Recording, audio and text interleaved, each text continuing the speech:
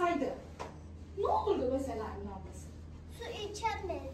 Evet, su içemezdik. Çiçekler Evet, meyveler susuz kalır. yıkanamaz. Evet, bulaşıklar da yıkanmaz, pis oluruz değil mi? Biz de yıkanamayız, pis oluruz. Başka? Ellerimiz yıkanmaz. Sebzeler büyümez. Susuz kalırlar, yemek bulamazlar değil mi? Çünkü yemeklerine yetişmesi için suya ihtiyaçları var. Balıklar. Suyun ne kadar önemli olduğunu, olmazsa başımıza neler gelebileceğini anladık değil mi? Biz canlılar hep birlikte, hayvanlar ve diğer hepsi birlikte şu bütünü oluşturuyoruz değil mi? Efendim? Havuçlar yetişmez.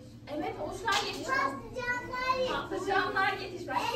Burada suya eklediğimiz şey, suyun içerisinde gördüğümüz bir bulanıklık var ya, bunlar aslında bir çamur. Bu çamuru daha hızlı çökelmesini sağlayacak bir sıvı ekliyoruz biz buna. Şimdi